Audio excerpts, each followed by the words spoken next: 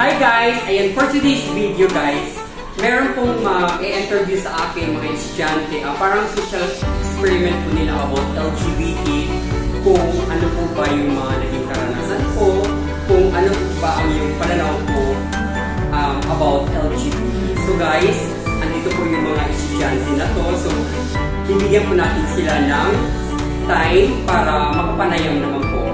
Ang iyong lingkod ay nag-iisang Nairandi. So guys, kung bago kayo, aking page, watch the full video at huwag niyong i-skip ha para mas maintindihan niyo yung mga sagot ni Nairandi. At saka guys, please follow, like, and share. Ano pong pangalan, taon, saka address? Pangalan ko is Randy Dilipatan, pero mas kilala ako sa pangalan na Nairandi.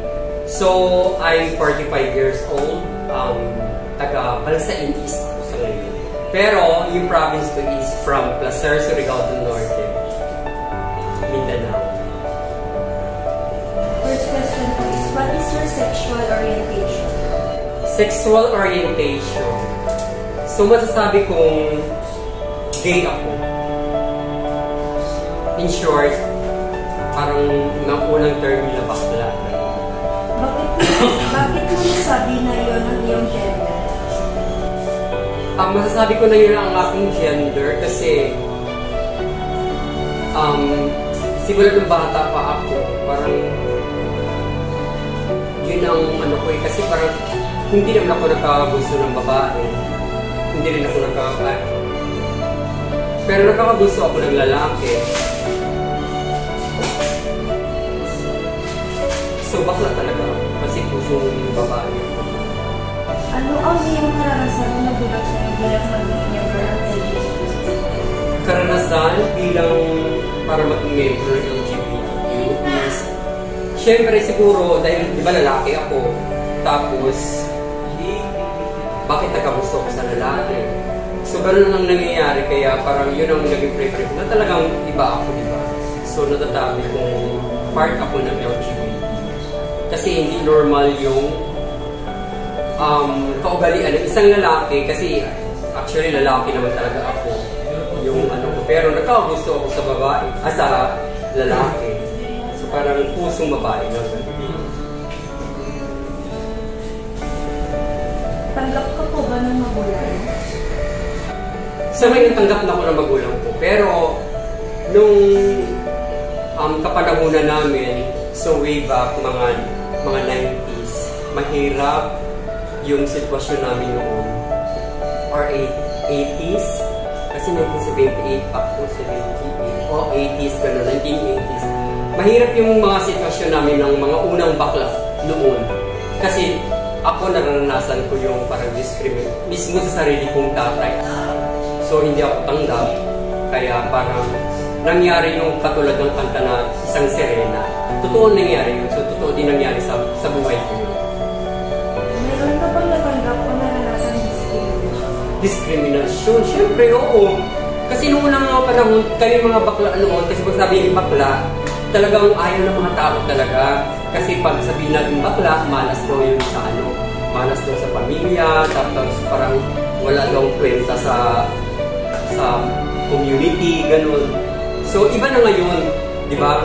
Iba na ngayon ang bakla noon at saka ngayon. Kasi ngayon mas more on parang tanggap na talaga nila sa society. What values or lessons can you share about gender discrimination? Ang lesson lang na may share ko is kahit naman siguro hindi ka LGBT or kahit sabihin natin lalaki ka o babae, kung mayroong kang respeto sa sarili mo, di ba? Bilang isang bakla or bilang isang lalaki, babae, tomboy man yan, o kahit anong gender, kung mayroon bang bagong gender, actually naguguluhan din talaga ako sa mga gender na yan. Isa lang naman talaga para mawala din yung discrimination. Respetuhin mo yung sarili mo, ipakita mo sa tao kung ano ka, at kung gusto mong igalang ka, itayo mo yung sarili mo na tama ka rin sa mata ng maraming tao. Kasi nasa sarili mo din yun kung paano ka rin respetuhin din ng tao. Diba? How would you educate and acknowledge people about this kind of awareness? How will you? How would you educate and acknowledge people about this kind of awareness? Okay, so paano ko sila educate? So, may mga kanya-kanya tayong pananaw sa buhay, di ba? Kasi minsan, ang tao talaga, hindi natin, merong gusto niya na, merong mga taong medyo, in short, makisit ang mga utak. Merong mga ganun. Hindi sila broad-minded. Hindi open yung pag-iisip nila sa mga ganitong sitwasyon ngayon katulad ng LGBT na meron naman talaga na so open na siya. So, hindi naman sinalalahat marami pa rin mga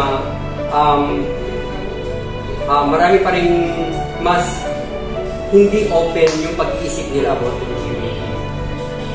Pero sa ngayon, mas marami na din matatalino dahil, di ba, maayos, marami nang edukado na rin yung mga tao, so open na rin yung pag-iisip nila.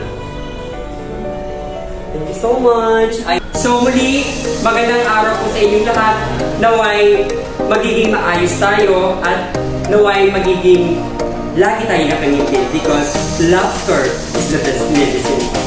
Thank you! Bye-bye!